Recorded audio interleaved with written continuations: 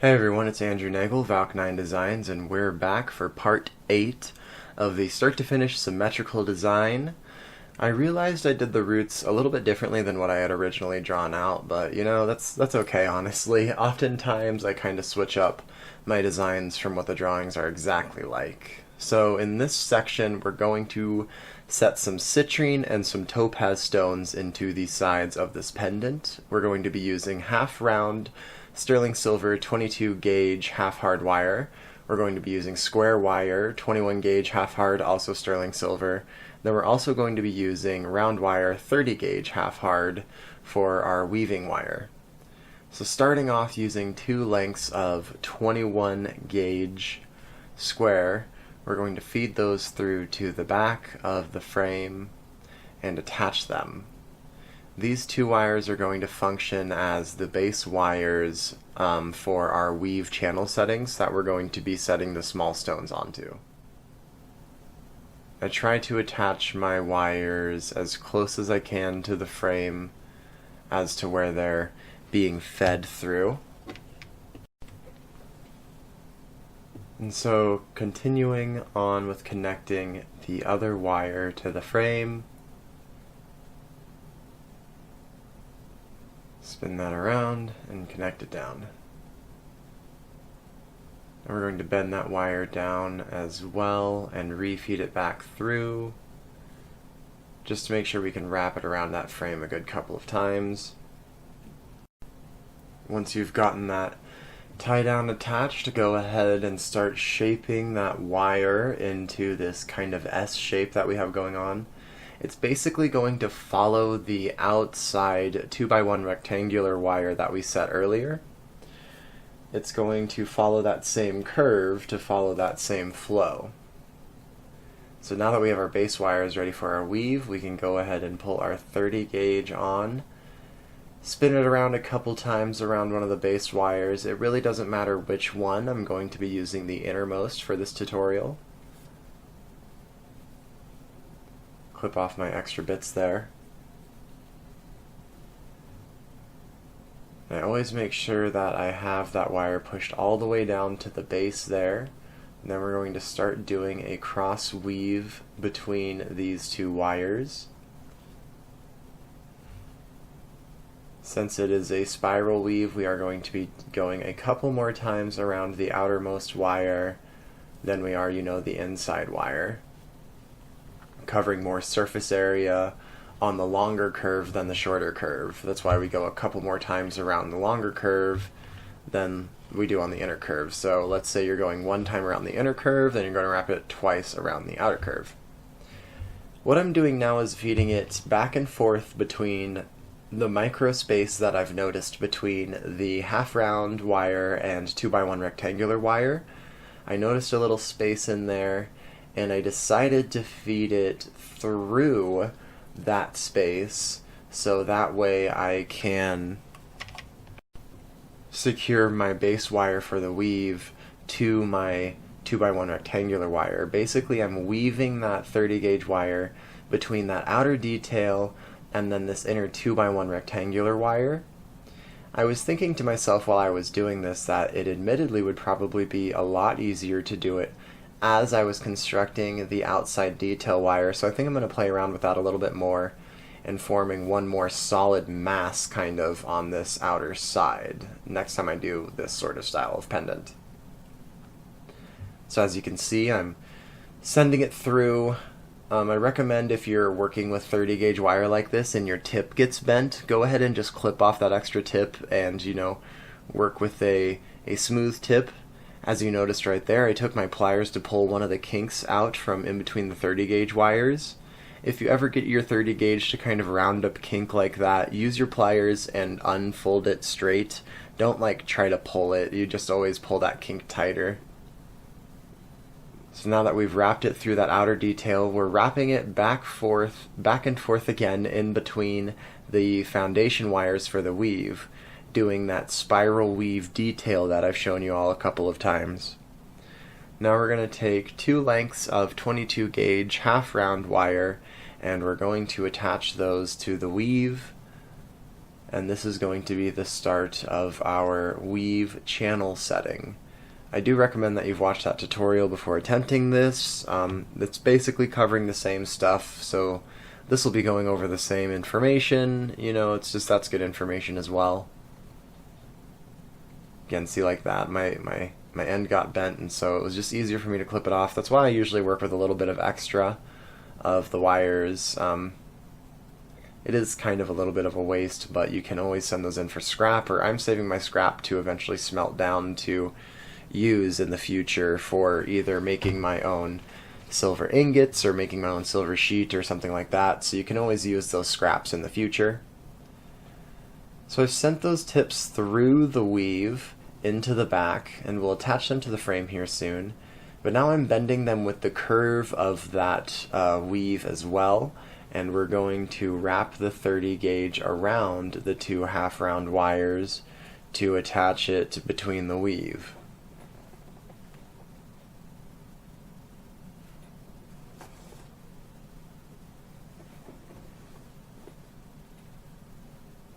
And so as we've wrapped it twice around, we're going to feed it back over and under to the other base wire, basically creating that cross weave pattern around these middle two wires as well.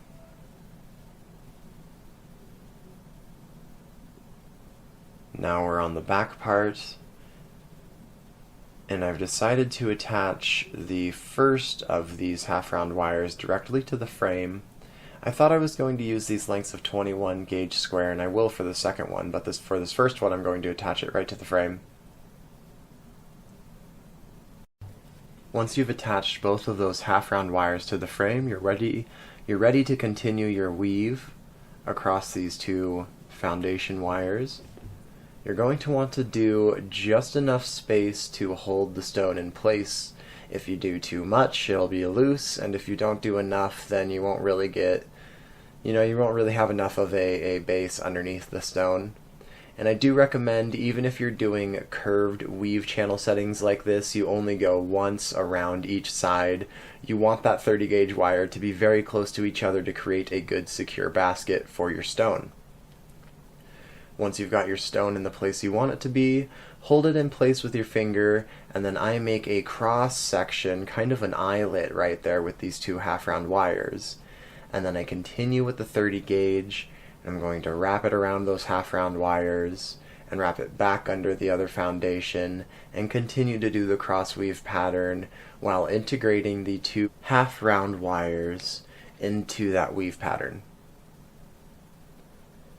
Going back to your other side of the foundation, and then back under those half-round wires, and then continue until you are confident that they're stable and secure in that weave. Finish off that part by going 3 times around that other foundation wire. Make sure that you adjust as needed, and pull those half-round wires nice and securely over that stone. You can go ahead and use them now to kind of spread open that eyelet a little bit, and to pull those wires a bit more secure now that it's in that weave. Go ahead and continue on your weave pattern until you've got enough space for the citrine stone as well. Using the same cross technique as before, we're going to make another little eyelet over the citrine stone, and then we're going to continue by weaving that into this weave channel setting that we've been building here.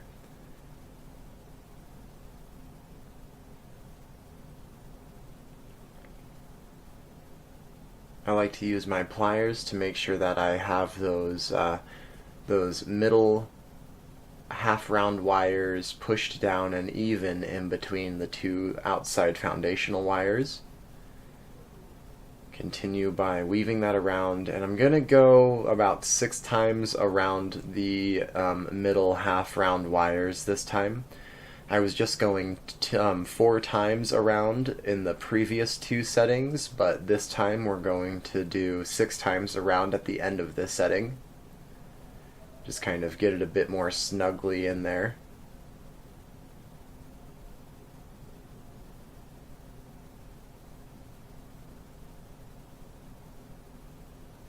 lot of micro adjustments when I'm making these. I really like to get that curve to be as close to that 2x1 rectangular wire as I can, and the easiest way to achieve that is to form your 21 square wire prior to weaving them together. If you weave them together and then try to shape it, it's just not really going to work out. Having those wires shaped first is the way to go.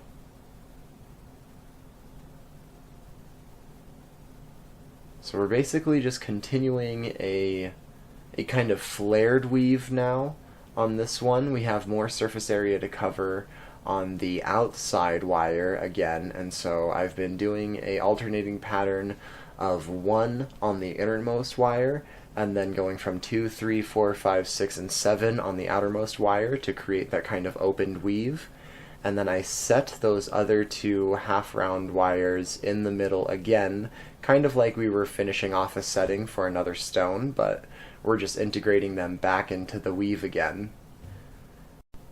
Finish this off by wrapping your lengths of 22 half-round wire around your 21 gauge square wire. I go about 1 inch down, maybe 1.5 inches. Maybe this is about 2 inches, I'm really not sure. But I'm basically going all the way until it wraps around to the back. I'm going to then attach my other length of 22 half-round wire to the other frame wire. We're going to wrap this around about 1 inch or so down, just long enough again so that way we can clip these ends and then tuck them to the back of the whole piece.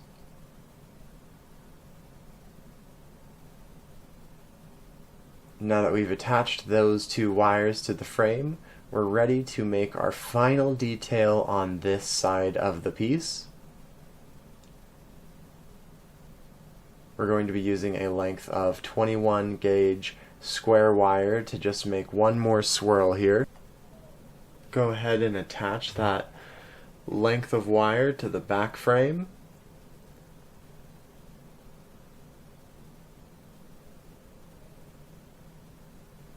Make sure it's nice and secure there. And then again, a natural swirl always looks better than a forced swirl. And so I always try to form these as naturally as I can. I am going to have to use my pliers because I made it kind of just a little too sharp when I formed it at first. But the needle nose pliers, or also the round needle nose pliers, work very, very well for opening up sections of swirl like this. So I'm taking my section of round needle nose plier and just kind of forcing it in that and forcing it open to make a bit more of an appropriate swirl. Then we're going to curve that back again with these bottom details and attach this to the back frame. Using a length of 22 gauge round wire that I've fed through that loop and attached to the back frame, I'm now forming another inner swirl just to fill this out a little bit more.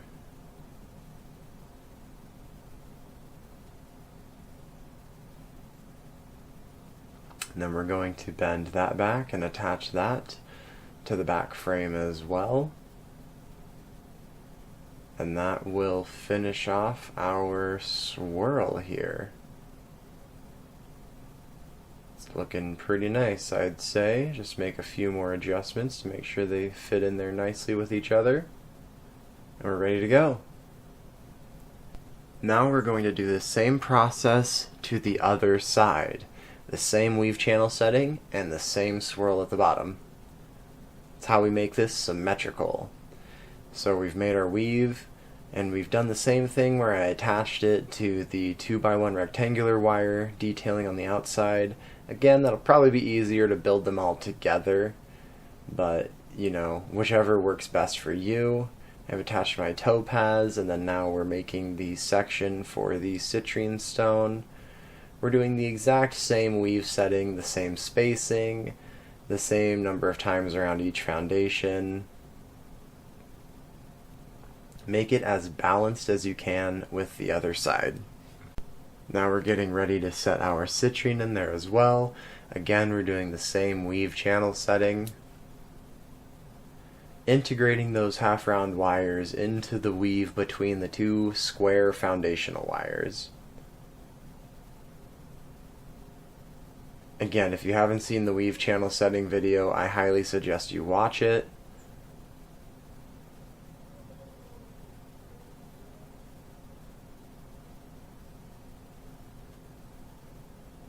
Doing the same weave down to the bottom opening detail as well.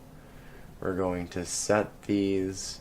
We're going to make another space again as if we were going to set another stone in there, and then we're going to set these two wires into that open weave at the bottom and then make another swirl as well. Working on that final swirl, we've attached our 21 gauge square wire, fed it through to the back, attached it to the frame, and then formed the swirl. Now we're going to attach that length to the back, and then we're going to take another length of 22 gauge round wire and fill in the swirl by building another similar swirl on the inside of it. Try to keep this as symmetrical and as balanced as possible. Finalizing that swirl, we're getting close to the end of the detailing here.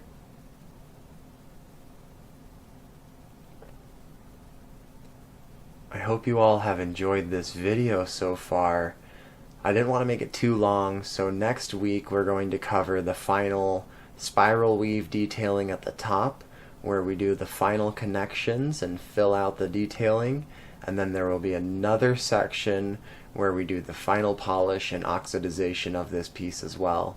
So once you've got your ends all attached and everything tied down, you're ready to rock and roll. Those stones are set in there, it's all balanced, it's all even, it's looking good. Again, I hope you enjoyed this video. Please let me know your thoughts, and if you've been wanting to see anything else or you want to see any part of this covered again, let me know in the comments. Have a great day, everyone, and I hope you enjoy your weekend.